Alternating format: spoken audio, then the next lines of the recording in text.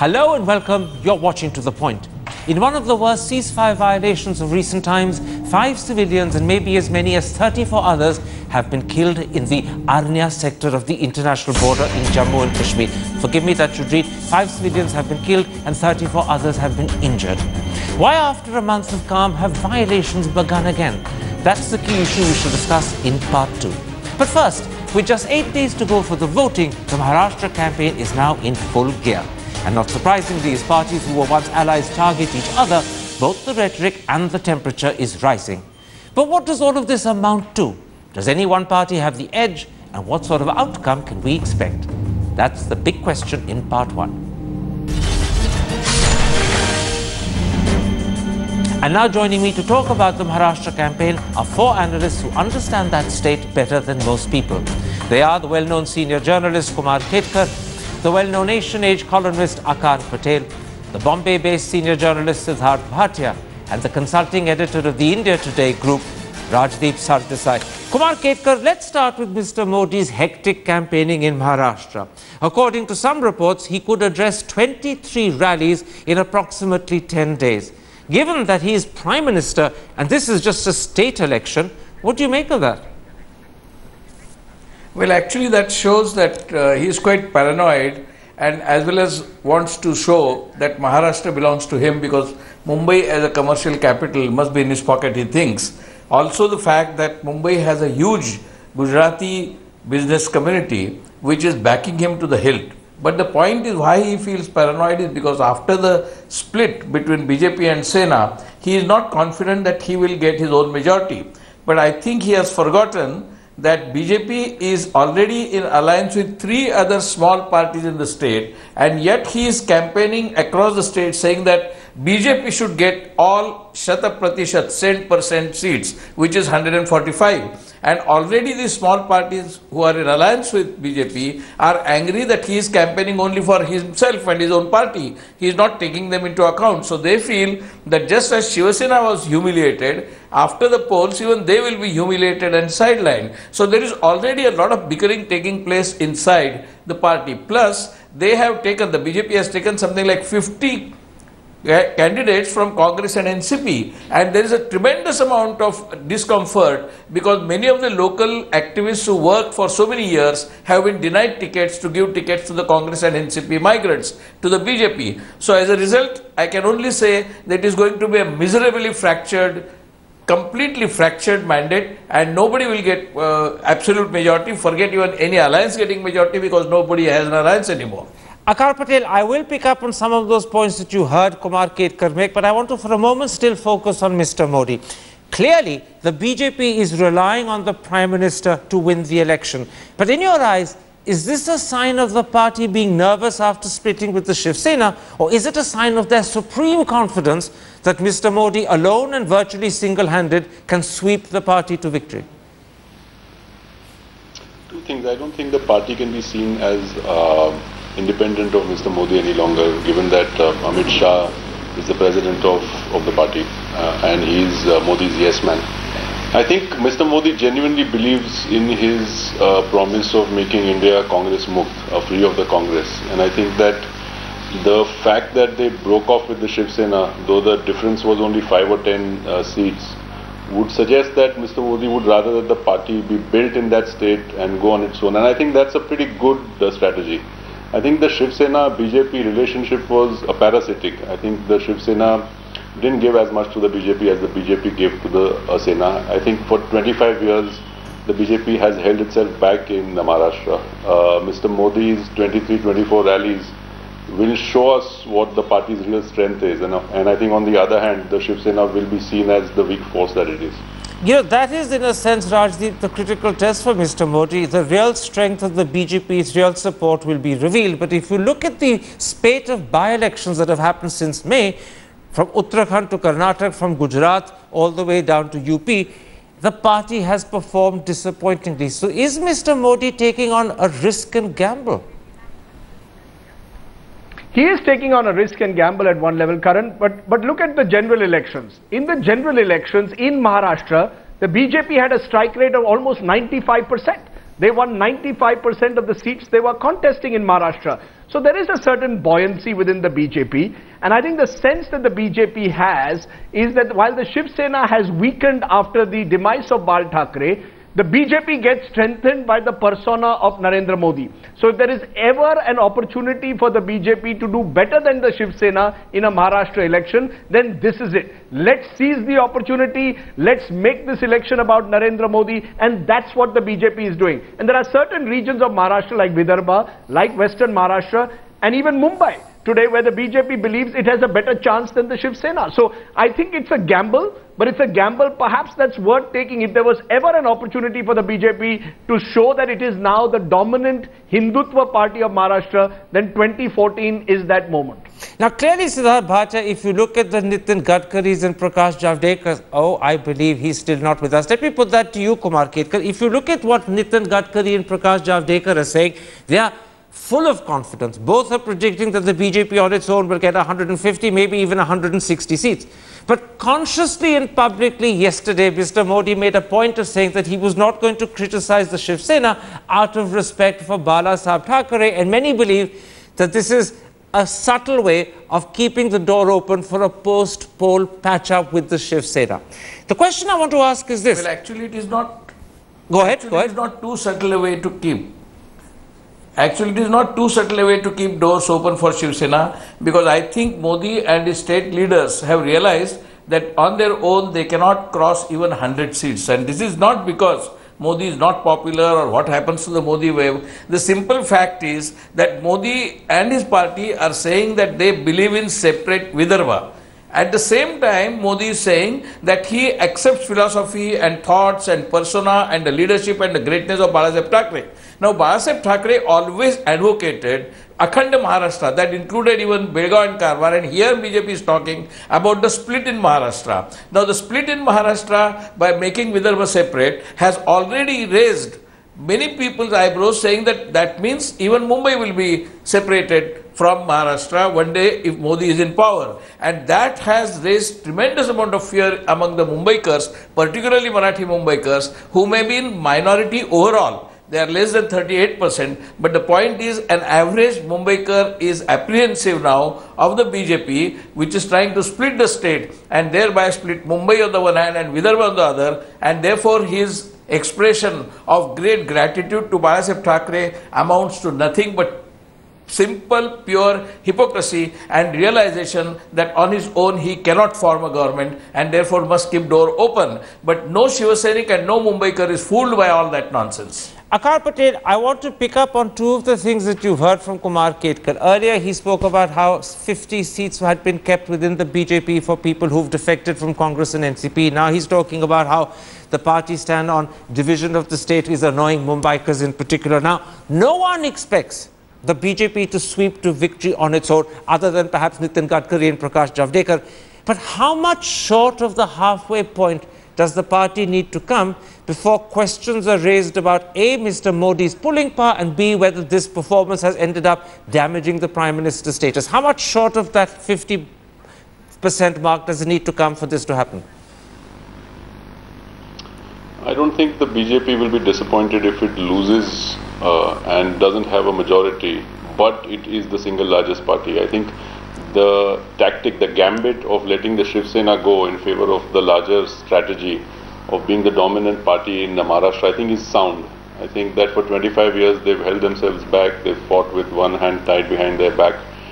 To go out on their own, I think is a longer term plan, a strategy rather than a one poll thing. And I don't think that the BJP will necessarily be disappointed if it lands up with somewhere between 95 and 110 seats.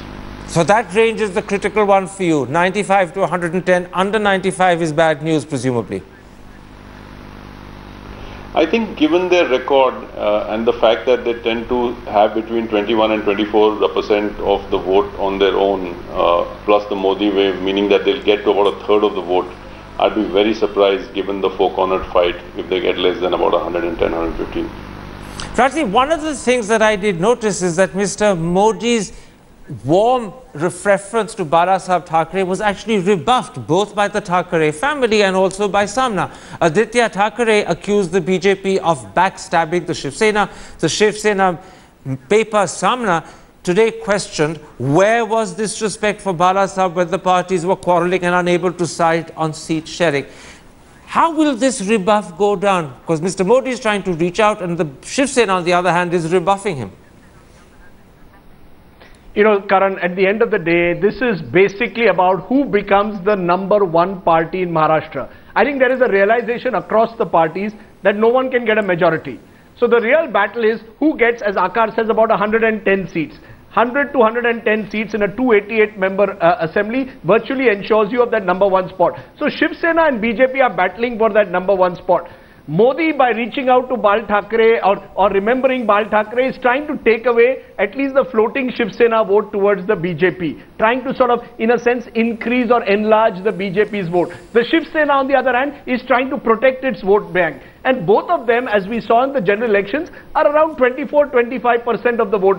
Whoever goes to 27-28%, it's a question of getting 3% more, and a concentrated vote perhaps in certain parts actually gets that 100 to 110. So at this moment, I don't think that the Shiv Sena or BJP on the ground can give each other even an inch. Because the real battle, Karan, is for those 100 to 110, who reaches that 100 mark, 100 seat figure. That's what this election in Maharashtra is about. And the battle, ironically, is between BJP and Shiv Sena. It's not Congress NCP, it's BJP versus Shiv Sena on the ground.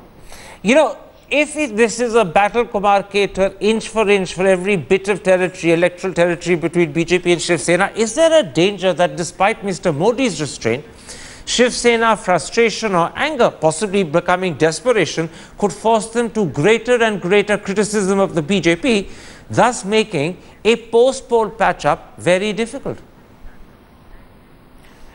Well, Rajiv is absolutely right.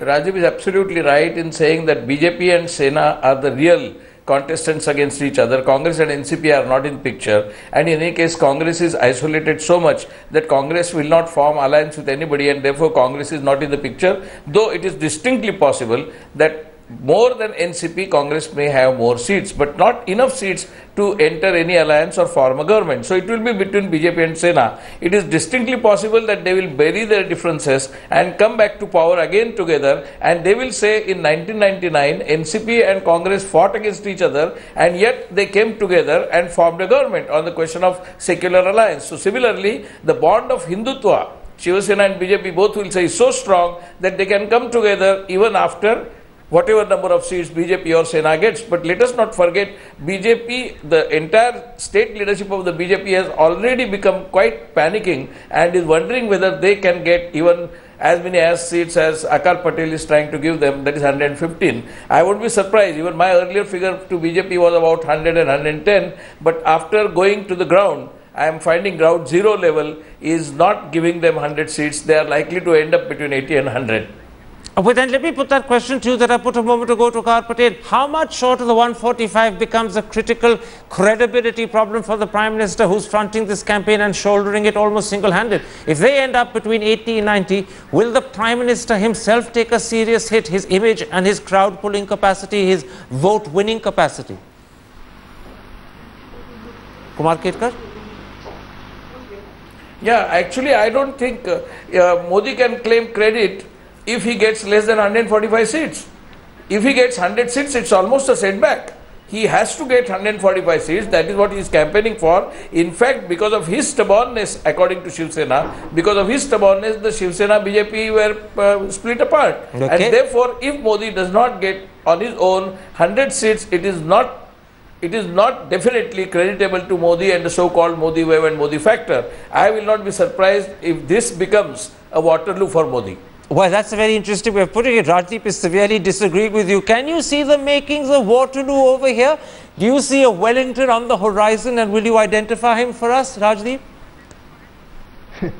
Well, no, Karan, I don't. Look, first of all, let's be clear.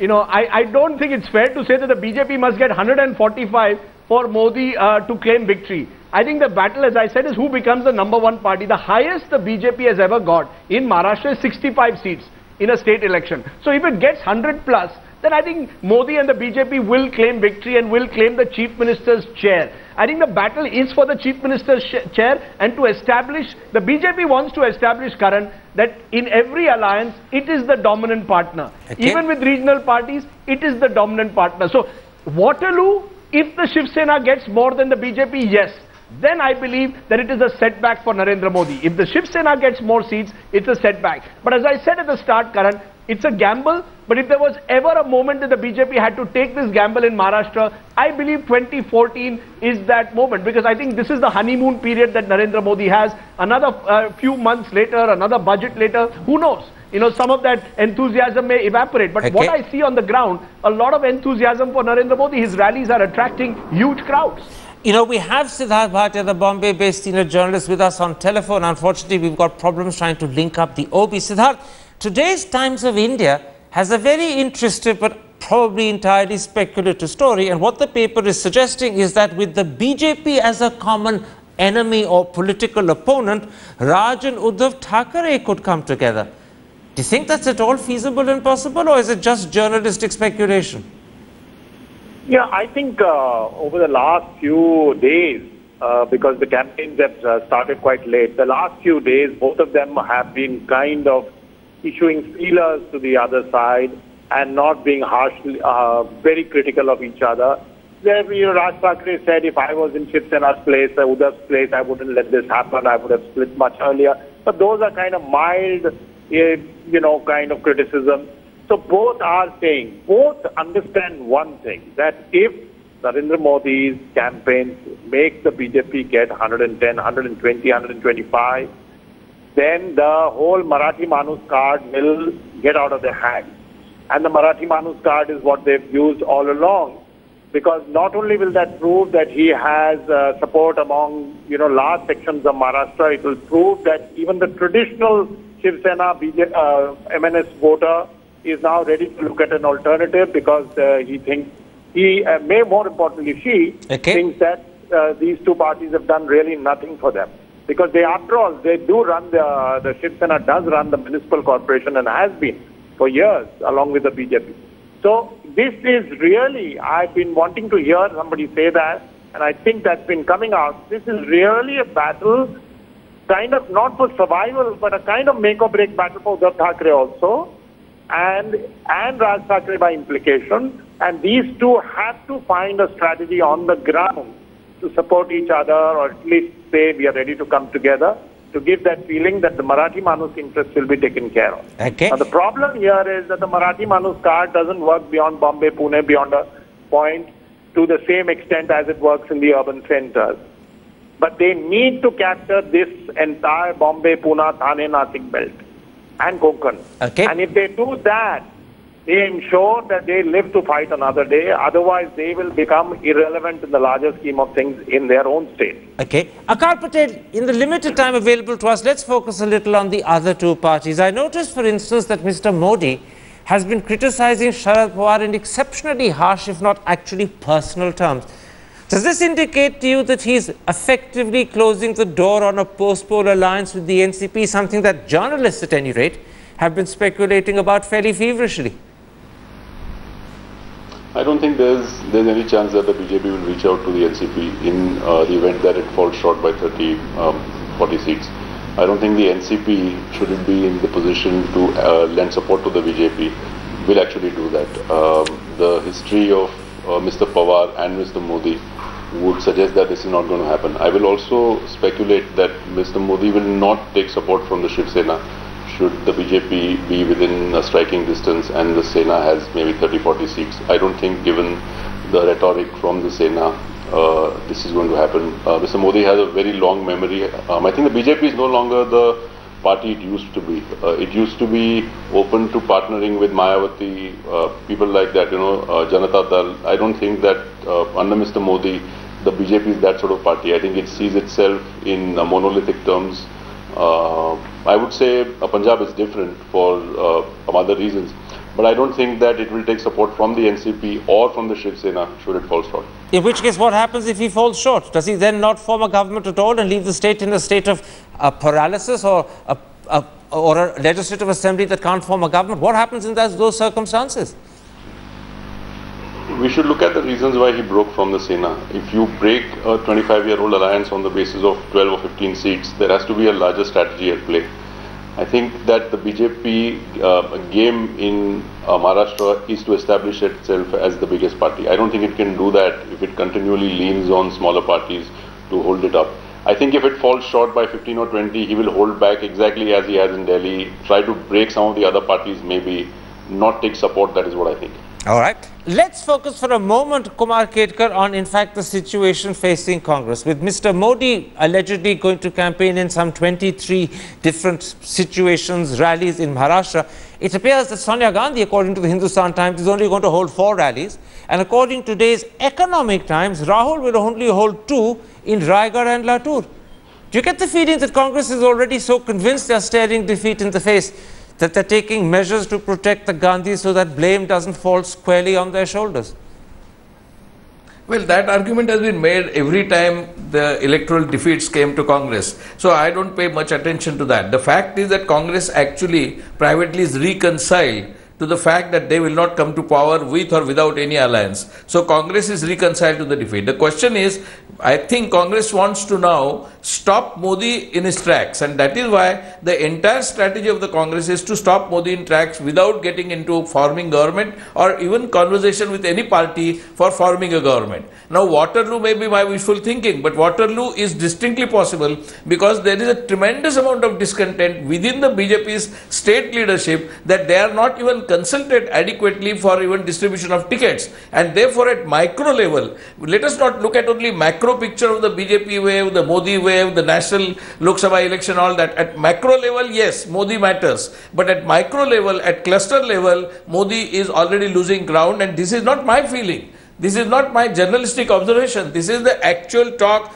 among the BJP's local leadership. They feel that Modi has complicated their situation. If the alliance was there, they were clearly heading for 180 to 200 seats, and that was obvious. They were heading for 180 to 200 seats if they were together, and by splitting the alliance, they have actually created a crisis for themselves. Even if BJP gets more seats than Shiv Sena, if they are less than 100, it is definitely a setback for Modi. But you know, you said that Congress at all costs wants to stop Modi, in which case the sensible thing to stop Modi would have been to retain the NCP, agree to whatever the NCP wanted, knowing that even if you agree, that alliance is not going to come to power, but together they'd have had a better chance of stopping Modi. But by fracturing, they made it that much easier for Mr. Modi.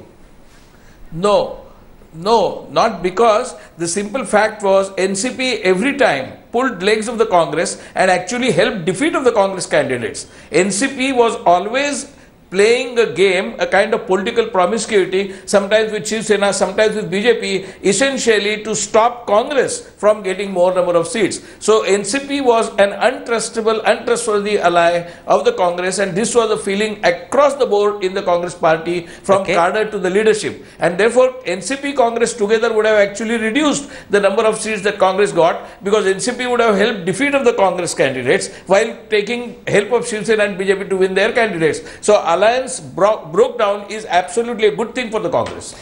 Of the two, Rajdeep, in your eyes, who do you think will fare worse, NCP or Congress? You know, Karan, that's a tough one. When you're so far down, it doesn't really make a difference. Will one get 30 and the other 40? You know, that's what they're really competing for. You know, these are two parties which are really facing a battle for relevance. They've been so shattered by what happened in the Lok Sabha elections that it will take a long time for both to recover. NCP, frankly, has become increasingly a party of Western Maharashtra.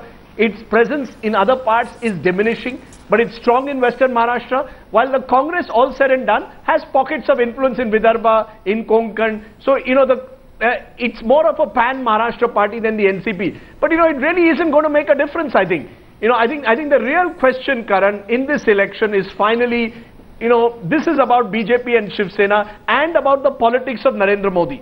Because if Narendra Modi succeeds in getting, let's say, 120, then in state after state, the entire experiment of the NDA will be jettisoned slowly for a BJP-driven politics. In Bihar, for example, next year, the Paswans may not matter next year. So I think that's the critical nature of this election. Why Maharashtra matters is because I think this is the first time the BJP has taken a conscious decision after the early 90s that we don't want alliance politics. We have enough strength to win elections on their own. And I think that's the fascinating part, even more than what happens to the Congress and NCP. Just one word, Karan. For the NCP, I think it's Sharad Pawar's last stand, his last fight. So he, to that extent, needs to be ahead of the Congress to at least establish some kind of, beachhead in Maharashtra to have some say in Delhi.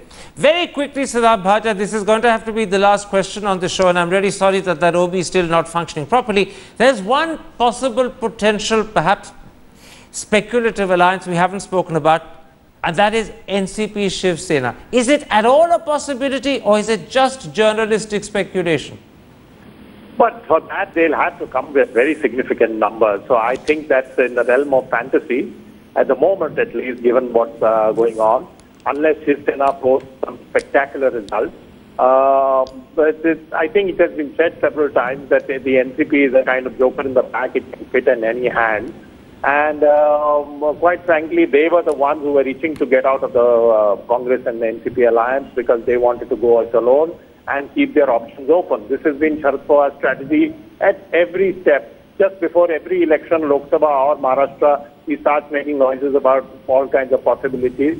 And he's always sending out feelers here and there. So I personally think that's a very far-fetched thing. It's also been suggested that the NCP might give outside support to a BJP government.